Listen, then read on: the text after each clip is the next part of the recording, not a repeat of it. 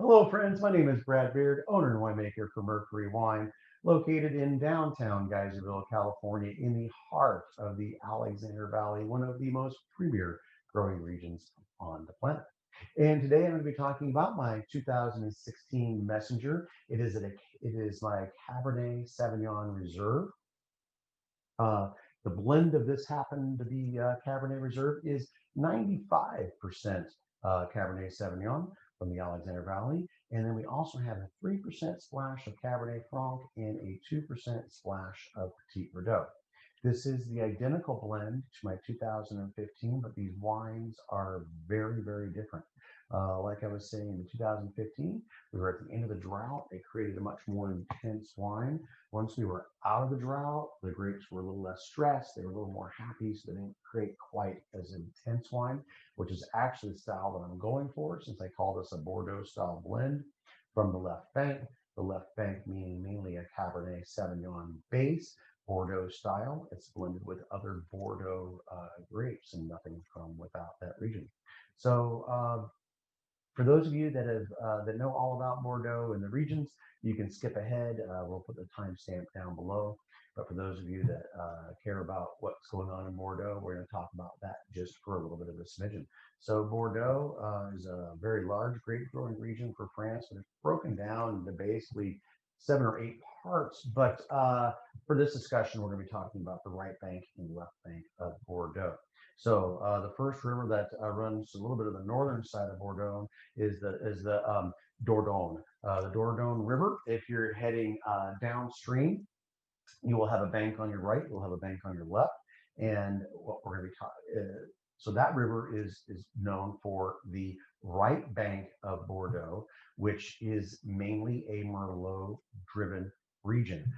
In the heart of that region, it's not nearly as big as the left bank. In the heart of that region is a city called Le Bon, and within that, probably 15, 20 miles of that region is some of the most prestigious right bank grape producers, like Petrus. And if you've ever had a wine called Petrus, you've got a lot of money, and it is a Merlot based blend. So when you're talking about Bordeaux, and if somebody says right bank, they're talking about a Merlot based blend.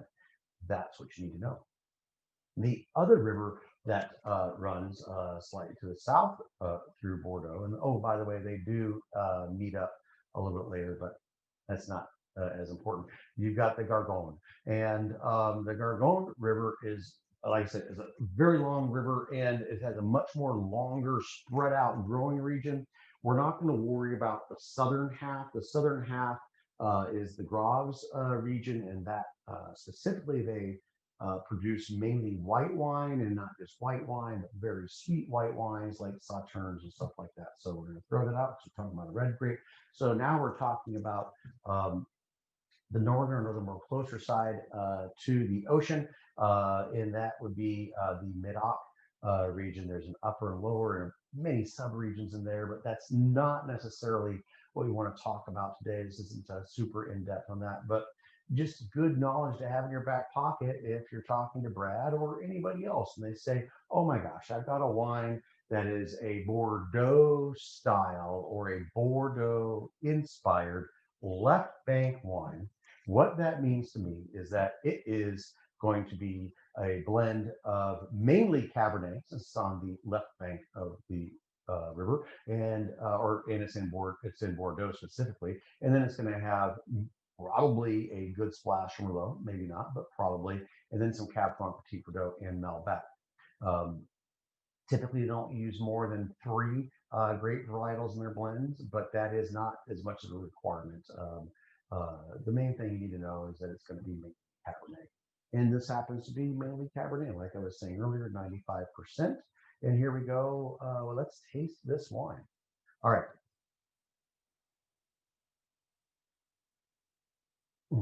I just like to get the nose before I talk about the color. This wine actually is a little darker than my 2015, going from on the darker ruby side, not quite as a medium ruby. I just got a little bit more extraction of color out of the grape this year or that year. Just up front,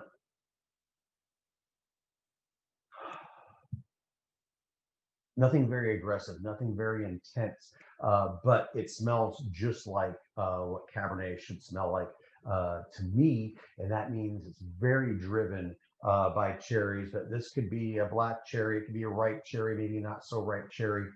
All sorts of wonderful cherries going through. It's very structured, nothing out of control. Nice violets rounding out the nose. Not a other flavors you can possibly get would be cassis or something along that lines.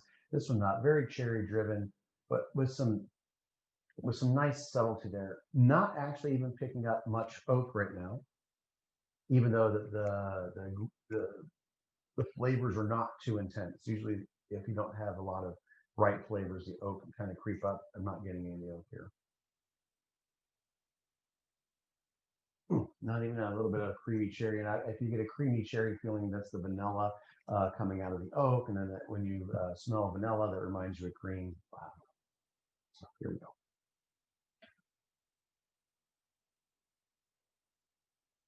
Oh, all right. Um, so here's where structure comes in from your Cabernet. The Cabernet Franc also very structured, great. Um, Petit Verdot rigid, but the 2% Petit Verdot I think is really only adding a little bit of color to this wine.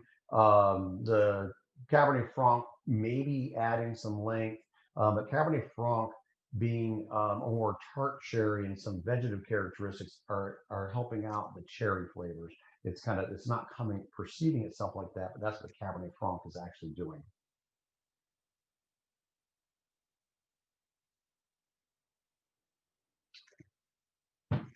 The wine tells you where it's going. This kind of comes along your palate. You're like, oh my gosh, that's a wonderful expression of cherries. Oh, I think I've got some black cherry in there. So you're kind of rolling back between cherries, black cherries, a little bit riper, maybe a little tartar. When they become tart, this wine has good strong acid, as a Cabernet should have, and it has good tannins. So when those fruits in the mid palate start becoming a little tartar, that's the tannins and the acids trying to let you know that they're still around, but nothing aggressive at all there. I'm just very sensitive to it, so I kind of notice it elevates the palate. So if you've got these bright flavors and it starts going down a little bit, it's the acids and tannins that kind of then lift the wine back up. So it gets a nice lift. And then a lot of hmm, going to more of the darker black cherry on the finish. Hmm. Again, nothing aggressive. The retronasal as you're talking. That's all that means is the wine that is the original wine that's on your palate is evaporating and the flavors are coming around. Again, when I make my Cabernets, I want to make sure that they smell and taste like Cabernet. This to me, uh, get a little nose this flash, like okay, that's a Cabernet coming. Let's see what kind of style it's made in, and you can start making your decisions on whether you like it or don't like it. And that's your decision, not mine. I'm not going to tell you if you should or you shouldn't. Let's do a little talk about pairings really quickly. So my 2015, a little more aggressive. I think you need a little more fat to help balance that aggressiveness in the wine. This one setting up just like the 14. Those tannins are there. 14, by the way, drinking fantastically right now, really in its prime. So even though you don't notice the tannins, I've managed to balance the acid and the tannin with the fruit a little better in this wine. But that's also because we came out of the drought, and then the grapes gave me something that was a little more balanced. I just need one more little splash here because I did open this wine about an hour or so ago, and I had some thoughts. So let's see what my thoughts were compared to what I just described. Just hints of oak on the nose, just but they're super pleasant. Still very cherry, very cab driven. Just got a little bit of earth. Still just elegant all the way. Oh, dang it, I'm going back and forth on this one. All right, we're gonna see what that is, and then I'll go into food. All right, I said. All right, the color that's the same. Um, I described the nose as elegant. So where the other one was a little more intense, this one was elegant right off the bat. Cherries, black cherries. Oh, I had a bit of plum and violets in there. Hmm. Not getting the plum right now. The plum just a little richer than cherries a lot of times. All that transferred the palate. That makes sense. Oh, the tannins and acids in really good balance from the mid to the finish. And actually, I was getting a little vanilla on the finish on that one, which I'm not getting right now. Let me reinspect.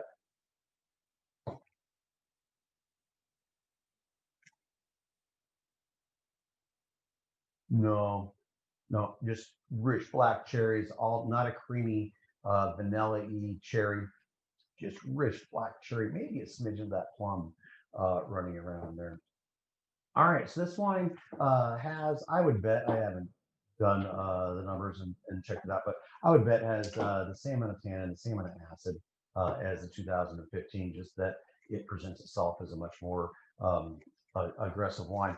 This one, like normal, out of 10 years that I've been doing this one is much more on my normal range, where those tannins and acids are there. So this wine will age absolutely beautifully, but they're just not aggressive as, I consider this young. Most Americans, even if you're super fancy, age it 2 years and release it almost immediately. This was almost 3 years in the bottle before we bottled it up. And, so it's a 2016. We're in 2021, and this is my current release. And that's what the difference is between boutique winemakers and the others.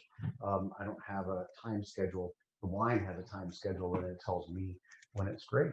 So because it's not as aggressive with the tannins and acid, I would back off. I would not pair this wine with a super fatty dish. I don't care if that's your cream sauces that you're making on the side, or heavy rich creams, or the meat that you've chosen is extra fatty. And don't forget, guys, salmon is an extra fatty piece of meat. And if you put a little bit of blackening spice on a piece of salmon and toss it on the grill, get it nice and blackened, put a little rosemary butter on the top as that baby's cooking up. That salmon and this Cabernet will go absolutely fantastic together. Otherwise, like I said in my earlier ones, a nice, well-seasoned piece of pork with some good fat backing it up in the gravy, or a fantastic fillet, or a very lean um, New York strip. So there we go. All right. Thank you guys so much for hanging out with me. All these wines. This wine is still available, at least in 2021 early on. So give us a call. We'll get you guys taken care of. Thanks.